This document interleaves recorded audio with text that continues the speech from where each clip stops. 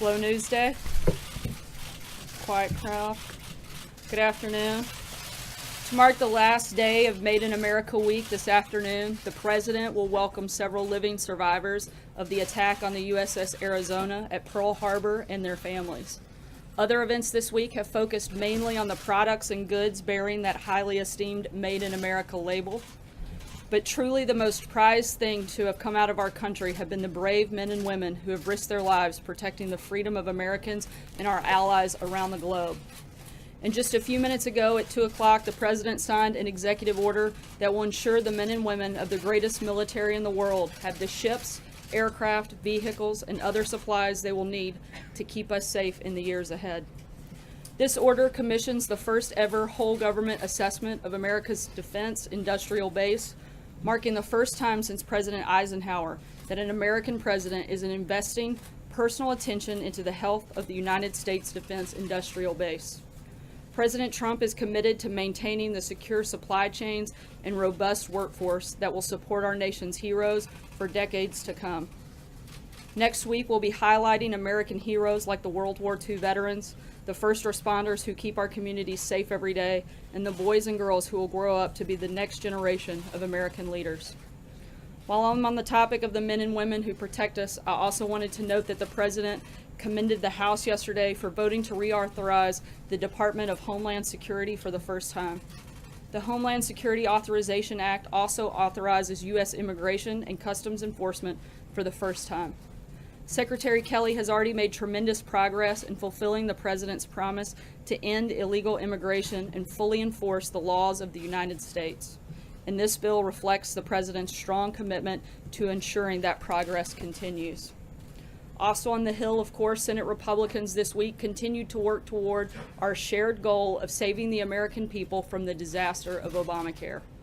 Earlier this afternoon, Vice President Pence and Secretary of Health and Human Services, Dr. Tom Price, hosted representatives from several grassroots organizations calling on the Senate to take action on health care legislation. As the President has said, inaction is simply not an option. These groups want lawmakers to know that their members want them to follow through on their promise to the American people. Finally, I'd like to read a statement from the President on the resignation of Press Secretary Sean Spicer. I am grateful for Sean's work on behalf of my administration and the American people. I wish him continued success as he moves on to pursue new opportunities. Just look at his great television ratings. Sean will continue to serve the administration through August. And the President has also appointed Anthony Scaramucci as Communications Director, and I have a statement on Anthony's appointment as well. Anthony is a person I have great respect for, and he will be an important addition to this administration. He's been a great supporter and will now help implement key aspects of our agenda while leading the communications team. We have accomplished so much, and we are being given credit for so little. The good news is the people get it, even if the media doesn't. And I'd like to bring Anthony up to say a few words and take a few questions. As always, I'll be back after that to answer any follow-up questions. So. Thank you. Thank you very much. So I'm going to be very brief. I'm going to make my remarks informal, and then I'll take questions from everybody. First off, I'd like to announce formally that Sarah Huckabee Sanders is going to be the press. Oh, you can't hear me? I'm sorry. Better? Sarah Huckabee Sanders is going to be the press secretary. And so you can congratulate her after the session. You still can't hear me? No sound? Okay. Better? Better now? Better now? I'm going to start over. You guys heard me in the front, though, right? What did I say, John? Sarah's going to be the press secretary, right?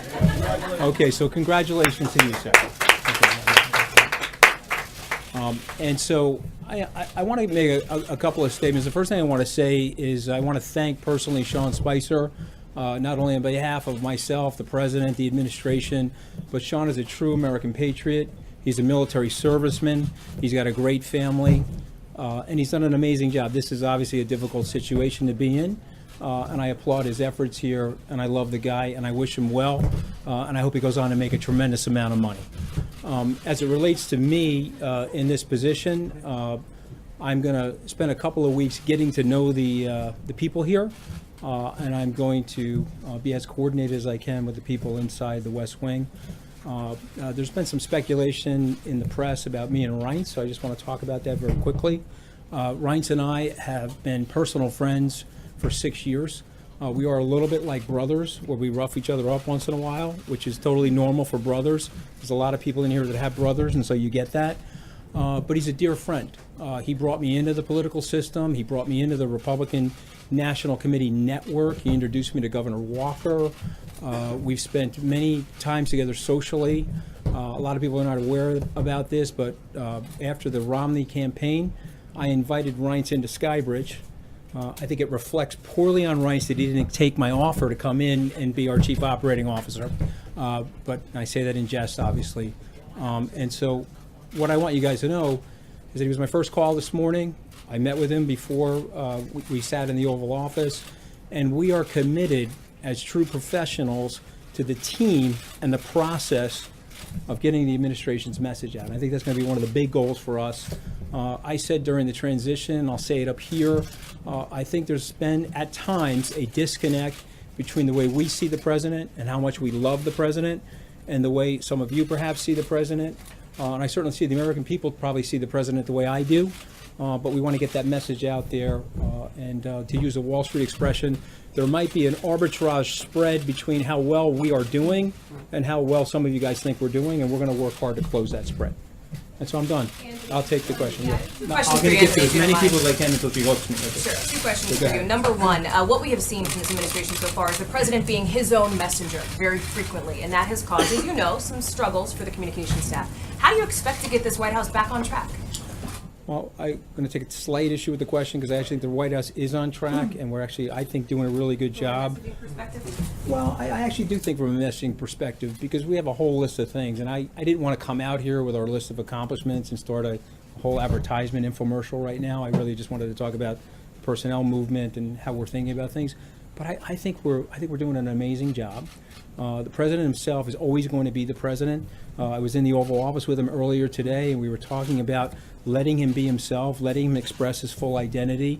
I think he's got some of the best political instincts in the world, and perhaps in history. If you think about it, he started his political ascent two years and 2 months ago, and he's done a phenomenal job for the American people. And the people I grew up with, they so identify with the president and they love him, and so we're going to get that message out. So My second question for you, I'm too. going to get to everybody. Don't worry. You can speak a little bit about how you plan to, obviously you're a business guy, you're a Wall Street guy, how you plan to handle any potential conflicts of interest, and walk us through how this offer was made to you, what the president said when you were here, what the conversations were like. Well, I don't think it's fair to the president for me to go into the exact conversation because I want to keep those conversations between me and him private. But we talked a little bit about the White House. We talked a little bit about our personal relationship.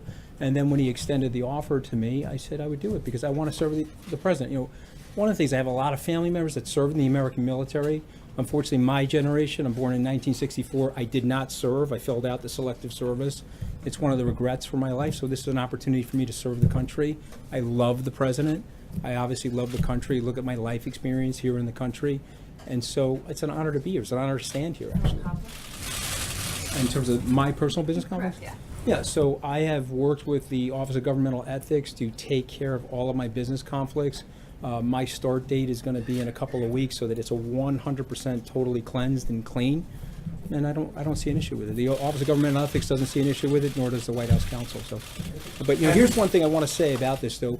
When you're bringing American business people into the administration and they've had some level of success in the society, they have to unencumber themselves. You know, it's just a very interesting thing, and it's somewhat ironic. You want to go serve the country, and so the first thing you have to do is take on this mega opportunity cost by getting rid of all your assets. And so, but I'm willing to do that because I love the country. John, I'm going to get to everybody. Anthony, you've been watching this White House from Yeah. somewhat outside, and I'm Yeah. sure you have your own perspective on what you've seen. Not quite as tan as you, though. Not that outside. What is the first thing you're going to change to try to right this ship and put it on a course? Again, I take issue with that. I think the ship is going in the right direction. I think we've got to just radio signal the direction very, very clearly. I like the team. Let me rephrase that. I love the team. And so I'm an incrementalist. Most entrepreneurs you will find are incrementalists. To say something overly bold or overly dramatic is unfair. What good entrepreneurs do is they start the day and they go through the process. The Navy SEALs would tell you that if you want to eat an elephant, you got to eat it one bite at a time, and Sarah and I are going to do that together. We get to everybody. Gareth, go ahead. Anthony, did you have any hesitation taking this job, knowing it might cause some friction, in that it might lead to Sean leaving, which is what's going to happen, and the two are at least somewhat coincidental? And did you have any hesitation about how you would relate to the rest of the White House staff if you came in under those circumstances? Okay, well, listen, you know, remember, I'm a business person, and so what happens in business a lot of the times is you have some rotation in personnel as you're making changes, and you have lifestyle choices that people are also making. I would love to have Sean here. Sean decided that he thought it would be better to go, and for me, as it relates to Sean, it speaks volumes to who he is as a human being, who he is as a team player. Okay, so his attitude is, if Anthony's coming in, let me clear the slate for Anthony, and I do appreciate that about Sean, and I love him for it. But I don't have any friction with Sean. I don't have any friction with Reince. This is the White House, the United States of America, and we're serving the president. And I want to make sure that our cultural template is that we put the president's agenda first, which is perfect for the American people, and we serve his interests. And so if we have a little bit of friction inside the White House as a result of that, it's okay. We can all live with that. I'm a business person. I'm used to dealing with friction. You were a significant player during the transition. Was it disappointing that you did not land a post here from the get-go? Again, I would say as an entrepreneur, you have to be accustomed to setbacks. I've had a series of setbacks in my life, which I've written about. I wrote a best-selling book, and if you don't believe me, you can come into my basement. I'll show you every copy in order to get it to be a best-selling book. And so I'm very honest about mistakes that I've made and setbacks that I've had. And so was I disappointed? Yes, I said that candidly, that I was disappointed. But I love the president, and I'm very, very loyal to the president. And I love the mission that the president has. Okay, since the early days of the campaign, when I went to these rallies and I saw the love that the people had for the president, and again, I grew up in the middle class, and so there's a struggle out there. The president saw that before I did. I wish I could tell you I saw it before him, but he taught it to me. And I feel that struggle, and I have empathy for that struggle, and I want to be here to help make things better for the American people. So I'll take the hit. Yes, sir. Anthony. I'm going to try to get to everybody, I promise you. I'll try to get to everybody. Sean told the AP and others that the president needed a clean slate. How does that comport with a White House that's headed in the right direction? And secondly, how badly does the president need a win on health care in order to make progress? Okay, so here's the one problem with the way our society is working right now. We are micromanaging the seconds of the news cycle. I predicted the president will get a win in healthcare. That's my honest prediction, just because I've seen him in operation over the last 20 plus years. The president has really good karma, okay? And the world turns back to him. He's genuinely a wonderful human being, and I think as the members of Congress get to know him better and get comfortable with him, they're going to let him lead them to the right things for the American people. So I think we're going to get the health care done. I also think we're going to get tax reform done. And whatever else is on the president's agenda, we're going to work very, very hard, very studiously here to make it happen. So I John. see the cameras are back. Will you commit now to holding regular on-camera briefings here? If she supplies hair and makeup, I will consider it. Okay, but I need a lot of hair and makeup, John. Okay, but I don't know. Maybe. Well, I think not at all. This is the press secretary. I'm up here today only because I think it was the first day we made a mutual decision that would make sense for me to come up here and try to answer as many questions as possible. But and the answer is we may. I have to talk to the president about it. I like consulting with the president before I make decisions like that. Go ahead, John. And I know you've been one of the president's strongest supporters for a while now. But does he know what you said about him back in 2015 when you said he was a hack He politician? brings it up every 15 seconds, okay? One of the biggest mistakes that I made, because I was an unexperienced person in the world of politics, I was supporting another candidate. I should have never said that about him. So, Mr. President, if you're listening, I personally apologize for the 50th time for saying that. But here's the wonderful thing about the news media. That was 3 minutes of my life. He's never forgotten it, and you've never forgotten it. But, I hope that someday, Mr. President, you will forget it. Okay, let's go to the next question. Can I just do one more just Go quickly? ahead, John. There's been a question about credibility, some things that have been said in this room. Let me ask you a variation of what I asked Sean Spicer on his first day. Is it your commitment to the best of your ability, give accurate information, the truth from that podium? I mean, I sort of feel like I don't even have to answer that question. I hope you can feel that from me, just from my body language. That's the kind of person I am. I'm going to do the best I can. I'm going to get to everybody. Go ahead. Anthony, you mentioned your relationship with Reince. Was he involved in offering you this position? Was he consulted by the president ahead of time? Yes, he was consulted. He was involved in the thing. There's a lot of speculation in the press about the timing and so on and so forth. And so what I'm here to tell you is that we're a team. Now, if Walk you've... us through how the job was offered. Like I said, I think some of this stuff, it's unnecessary to go into that granular detail, because then, you know, it's almost like the book The Circle, where you're wearing like a police camera on you when you're having conversations. I don't think that's fair to the president. But here's what I would tell you, okay? I'm a team player. I've played team sports my whole life, at least as a kid, and I believe that you have to subordinate yourself to the greater good of the team. And if teammates don't have disagreements about certain things, then they're not going to get to the championship. You've got to get together and, you know, mix it up a little bit from time to time. I have no problem mixing up with these guys. I love these guys. I respect these guys. Is it perfect every single day? Tell me whose life is perfect every single day. But here's the commitment that I'm making to you and to the American people and to the president, that I'm here to serve him and I'm here to serve the people inside the West Wing. Sarah. Follow up on John's question. Are you committed then to regular televised briefings and having a transparent relationship with the press? Okay. And again, I obviously am committed to being transparent because I'm standing here, but I'd like to talk that over with the president, and we have a new press secretary. I'd like to talk it over with her, and then we'll get back to you on that. But listen, I'm standing right here. I'm going to try to answer every question. Sarah, go ahead. So, two quick questions. The first one, obviously we know the president has been feeling under siege with the Russia investigations, both at the Department of Justice, but also on the Hill. Do you feel like he was feeling exposed? He didn't have people adequately coming to his defense? Is that part of the reason that we have you here today?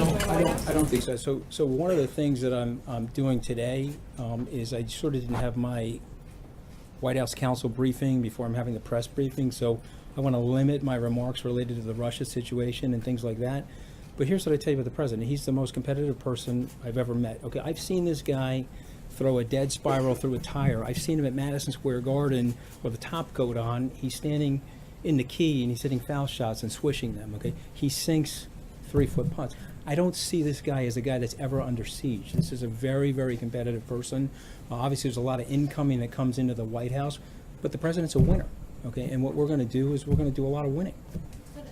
One other question, just in terms of the relationship that this press operation has had with news outlets. I mean, they've made a habit of calling news outlets they don't like fake news, calling stories they don't like fake news, calling errors that were then corrected, using that as an example to call entire news outlets fake news. Is that the kind of relationship you want with media outlets? How do you envision a relationship? Again, I want to speak for myself right now, because it's my first day on the job. I got to get familiar with everybody, get direction from the president. But I had a personal incident with your news organization, and I thought I handled it well. You guys said something about me that was totally unfair and untrue. You retracted it and issued me an apology, and I accepted the apology immediately. And so for me, I've never been a journalist, but I have played a journalist on television. I used to host Wall Street Week for Fox Business. And so I have empathy for journalists in terms of sometimes they're going to get stories wrong. But I sort of don't like the fake news. And if you said to me that there's some media bias out there, if you want me to be as candid as I would like to be with you guys, there feels like there's a little bit of media bias. And so what we hope we can do is de-escalate that and turn that around, and let's let the message from the president get out there to the American people. Really going to try to get there. How you doing, Matt? Welcome. The president is known to see himself as his own best spokesperson, his own best messenger. That was clearly a challenge that Sean had at this podium. How do you plan on navigating that differently than him or Mike Dubke or anybody else? Here's what I would say. Okay, I thought Sean did a very, very good job. He's a very articulate person. He's had 30 years in communications. I would imagine that there are people here that are going to be super excited when he lands in a job that he really likes. And he'll be a very effective communicator for wherever he goes. As it relates to standing at the podium, I think everybody has their own individual personality. I do believe that the best messenger, the best media person, the most savvy person in the White House is the President of the United States, and I'm frankly hoping to learn from him as well as learn from Sarah and other people here. How would you characterize your relationship with the president? How long has it lasted? How far back does it go? How old So is it? he's probably not going to remember this, but the first time I met the president, and again, he was a name brand even back in the day. I was 31. Michael Fascitelli was a close personal friend of mine. We were at Goldman Sachs together. He introduced me to the president. I had met him a few more times. From that, Randy Levine, the president of the Yankees, introduced me to him a few times. And then I would say that we got closer during the Romney campaign, where we did a couple of fundraisers in his magnificent apartment. And so I think we're pretty, listen, I don't think I'd be standing here if I didn't have a good relationship with the president. I love the president. And I think a lot of you guys know in the media, I've been very, very loyal to him. And I'm going to do the best I can with my heart and soul on this job and try to serve him the best way that I can.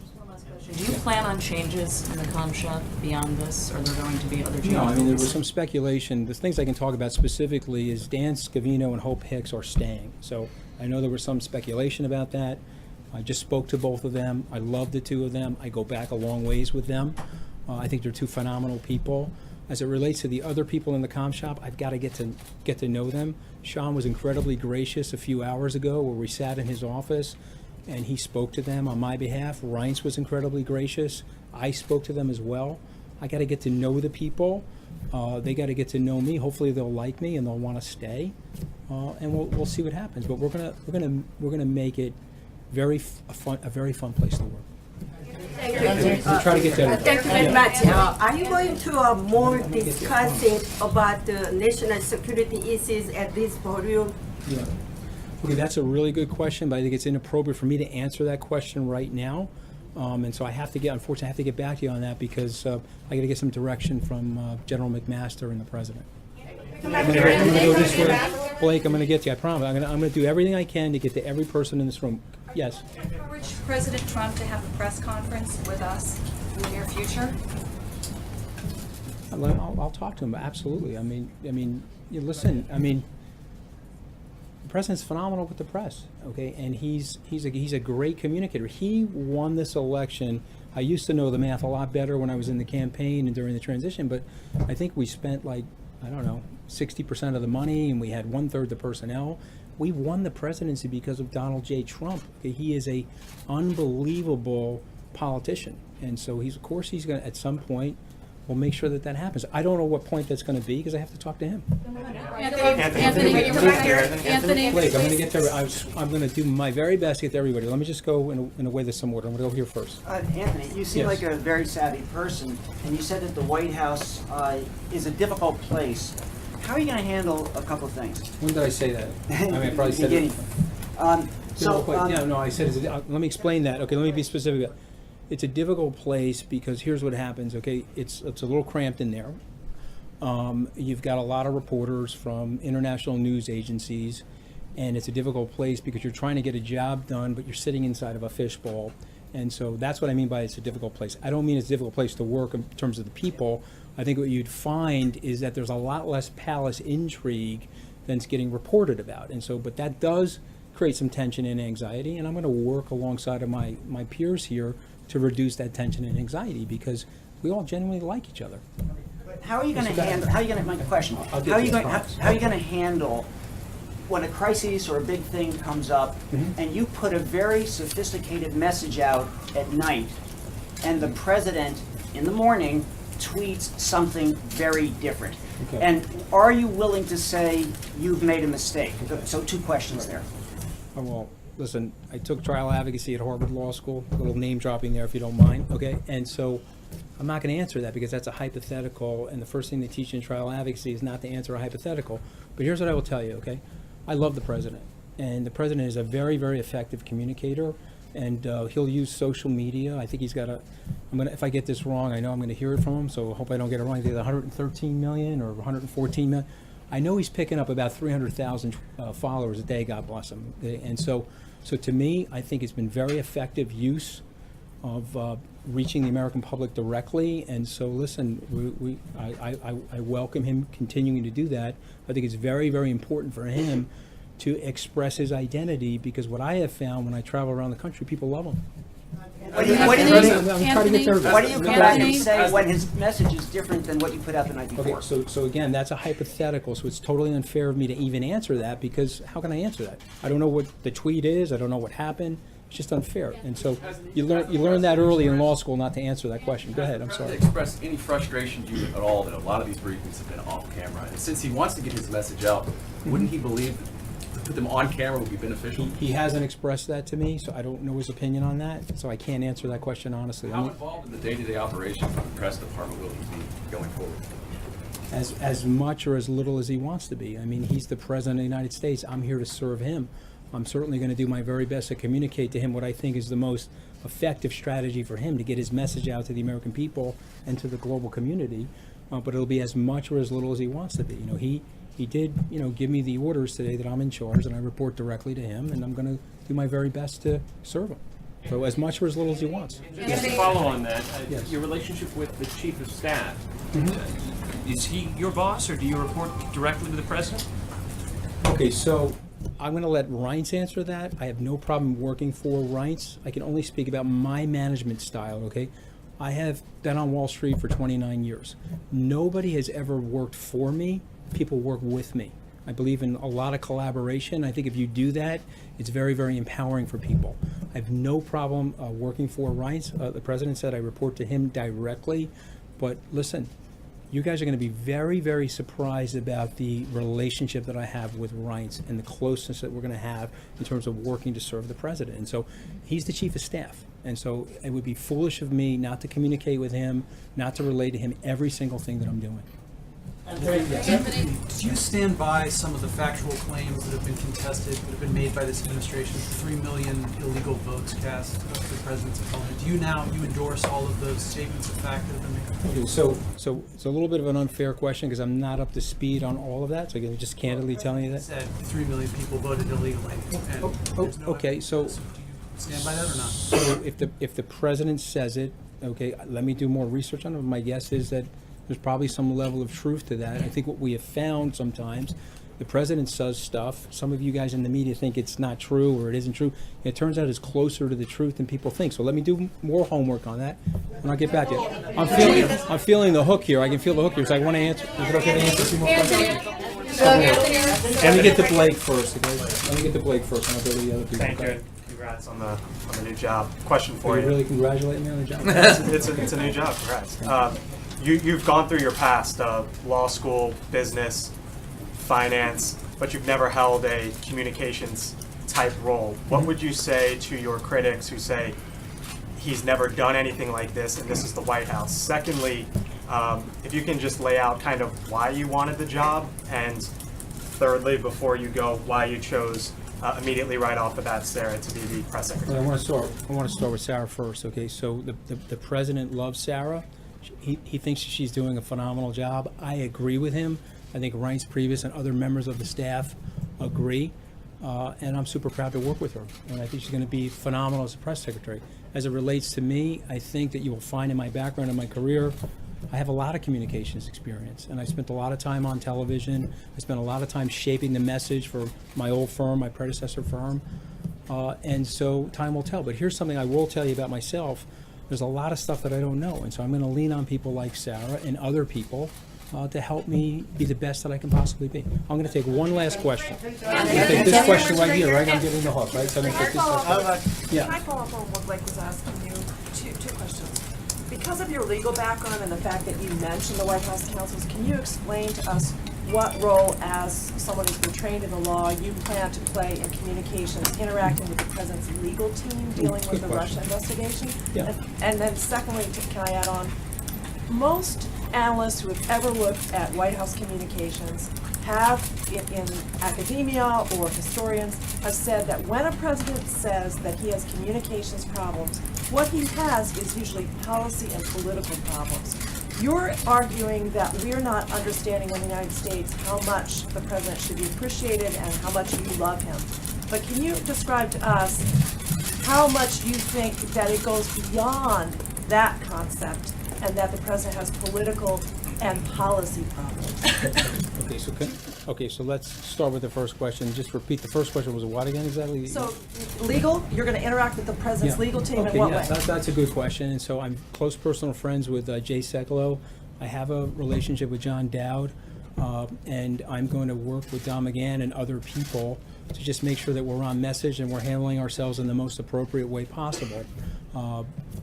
That's the best I can say about that. So no Can I give one more- I have not met Ty.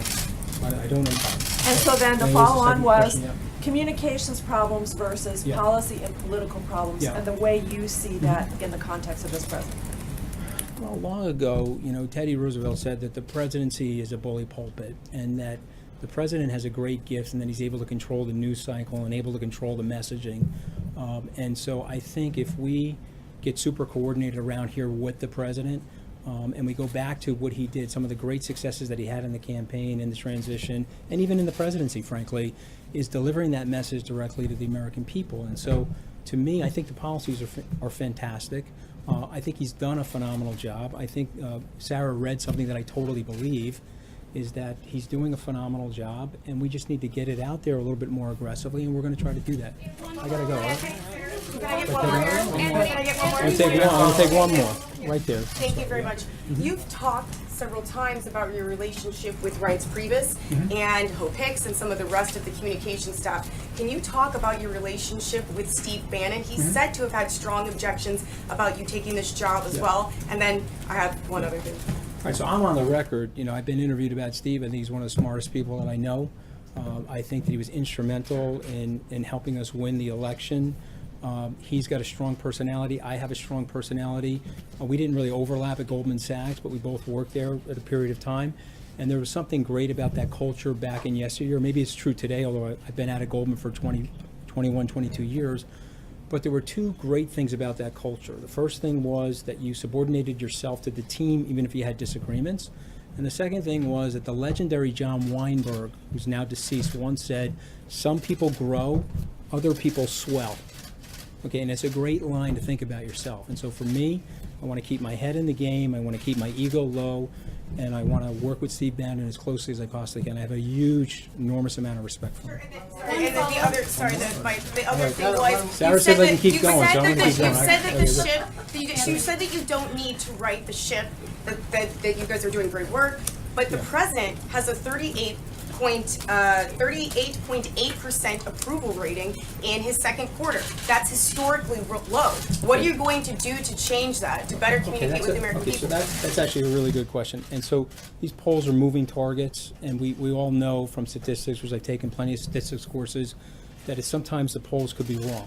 We do know that. That's Gallup's average. All right, so we're going to use Gallup's average, but we were using averages during the campaign, and people said we were going to lose, and we ended up winning. And so what I would say about polls is that they're a barometric pressure reading for right now today, but the American people are actually playing a long game, and I think they really, really love the president. And when you look into the individual state-by-state polls, you can see the guy's doing phenomenally well. And so it's indicating to me, at least me personally, that the president is really well loved.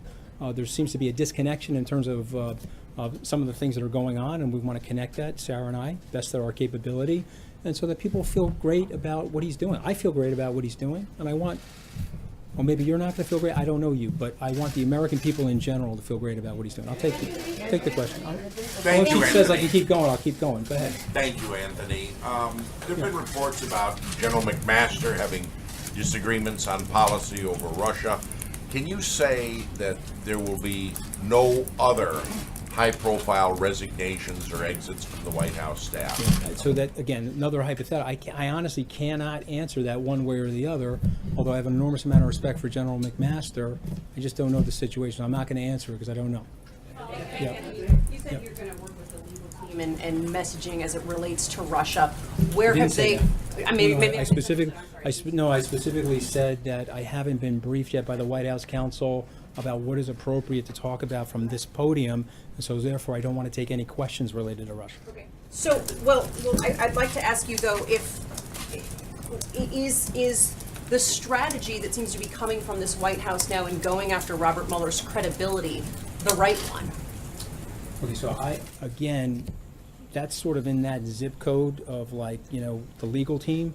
and not really in Sarah or my zip code, so I just want to stay away from the question. It is a messaging question, though. It's actually very complicated, and I don't want to bore all the people here with the legal details related to it, but I just think it's important for me on my first day standing up here that I don't go in that direction, so I'm not going to answer the question. Not because I'm not trying to be forthcoming, I just think there's legalities there that I don't want to touch.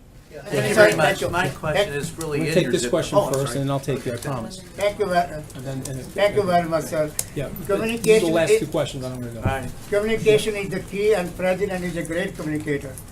How important is now relations between the President and the press? And you think how he's going to change, and how much he has a faith and trust in the White House press, and what is the future?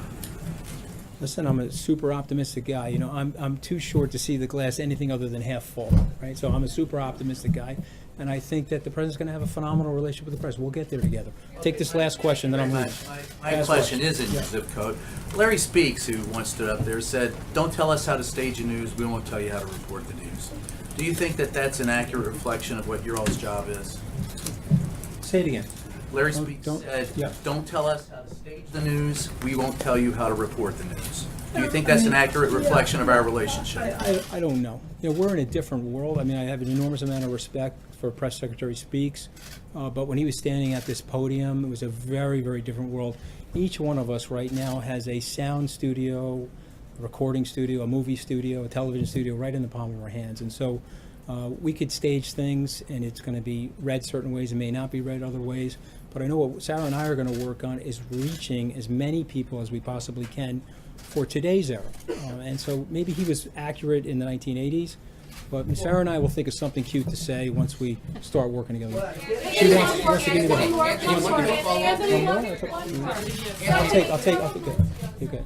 Yeah. President tweeted that it's impossible for his communications team to know what's in his head at every moment. Yeah. How are you going to make sure that you are on the same page as this president? What have you said to him about the need to know what he's thinking and where he stands as it relates to policy? Listen, I know, you know, I'm not going to speak on behalf of the president. I just feel like I have a close relationship with him. Sarah has a close relationship with him. And I think it's super important for us to let him express his personality. It has been a very successful life experience for President Trump to be President Trump. And so let's let him do that. And let me just finish. And, you know, let's see where the chips fall. And then when something happens that you don't like or you like, you'll talk to me or Sarah and we'll address it. Do you plan to meet with him every day? Do you plan to meet with him every day? And do you have Oval Office privileges? Do you plan to meet with him every day? And do I have Oval Office privileges? Listen, I'm not one of these people that need to have unnecessary FaceTime with the president, okay? But I do have Oval Office privileges if that's what you're talking about. And I do have the opportunity to meet with him because I'm going to be his comms director. And he told me that he's going to put me in charge of this. And so I want to make sure that I'm linked to him and syncopated with him in a way that he likes. And so I'll meet with him, but I don't want to waste his time and sit in the Oval Office unnecessarily. Thank you. Thank you.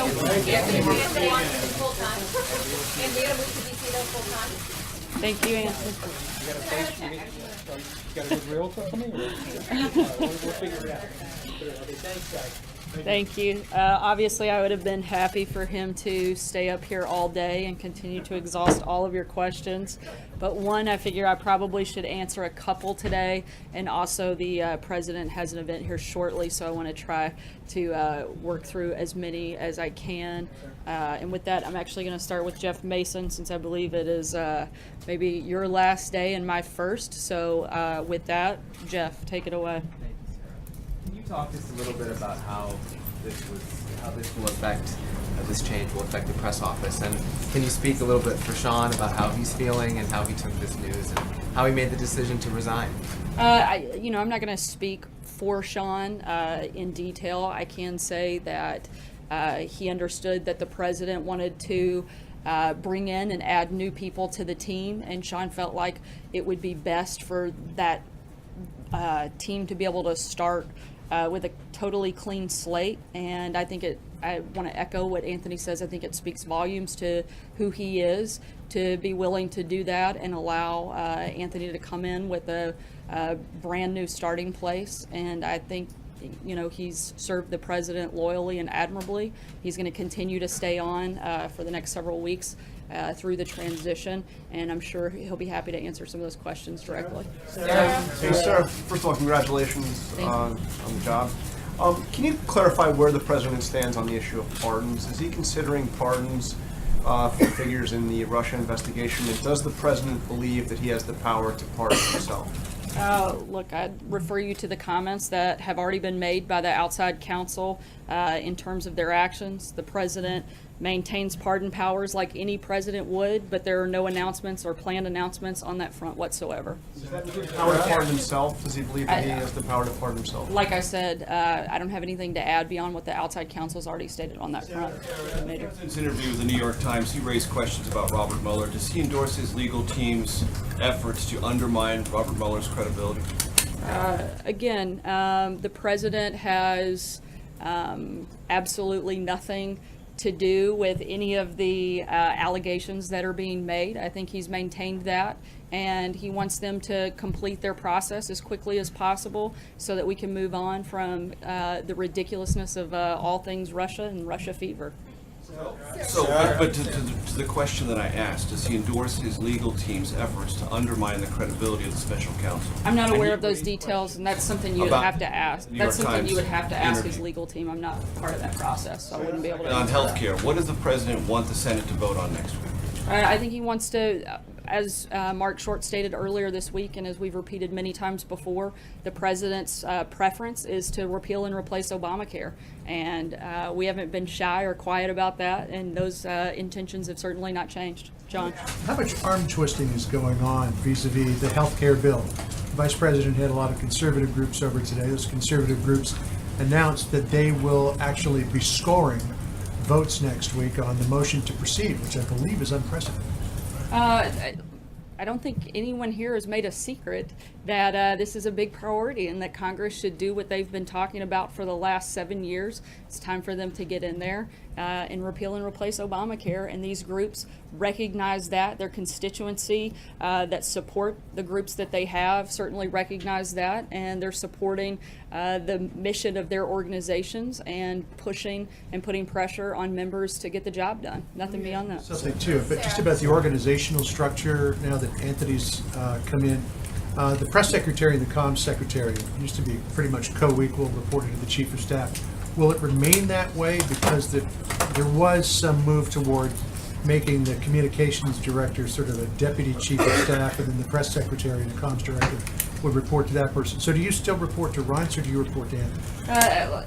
I think that Anthony said it better than I can in this capacity, as we plan to work together as a team. And certainly our goal is to work together to promote the president's agenda, and to do that not just with the two of us, but the entire press comms office, as well as the entire White House staff. Do you report to him, or do you report to Reince? We all serve at the pleasure of the president.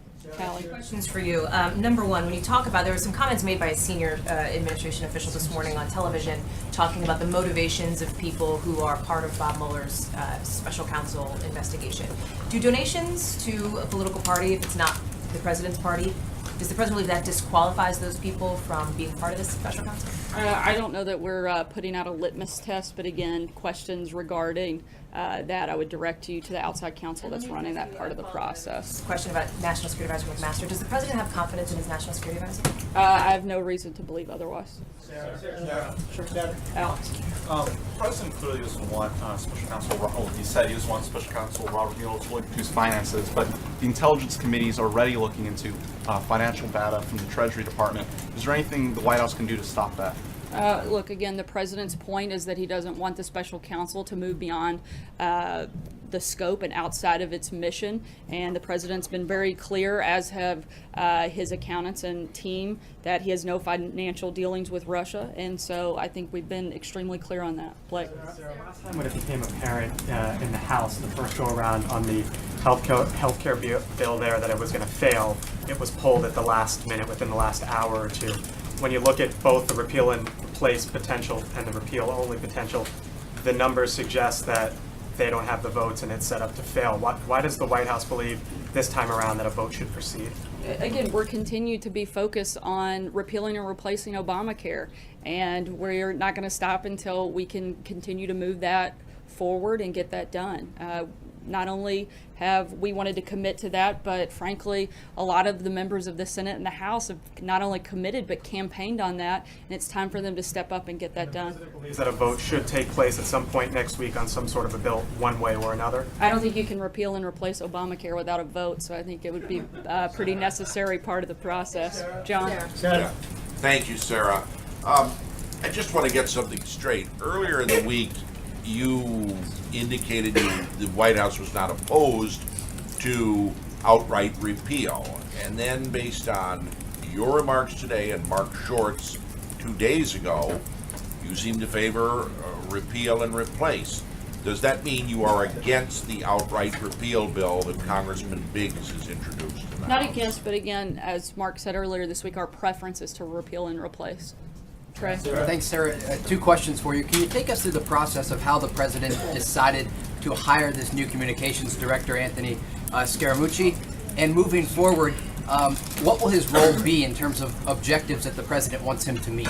As Anthony said, he's known the president a long time. He's been a loyal supporter of the president, and Anthony's somebody who has come from nothing and built an incredible, I think several incredible companies, and he's one of the most successful, smart people that the president could put on his team, and the president recognized that and wanted him to be a part of this process. I think very early on, he was a very strong advocate throughout the transition, and this has just been part of the process to bring him inside the White House. Follow up on Rob Mueller. Does President Trump have confidence that Robert Mueller will conduct a fair investigation? You know, at this point, I don't have any reason to see otherwise, but I have not had a chance to ask the president, and I'd want to get clarity on that before I comment. Zeke? Thanks, Sarah. I just starting January 20th, this administration has cycled through, has seen departures of a deputy chief of staff, a national security advisor, a communications director, a press secretary, several other roles inside this building and across the street. What does that say about sort of the efforts to staff up this administration at the start? What has the president learned about his team, about himself as president? And can you explain sort of that very high turnover rate that we've seen over the last 6 months? You would have to ask the president what he's learned in that process. And I can tell you, though, I think what we've all learned in that process is that working together and working to accomplish the things that the American people elected the president to do is our focus. It's what we come here every day to do. We're a lot less focused on the who, but the what, and we're going to continue doing that every single day.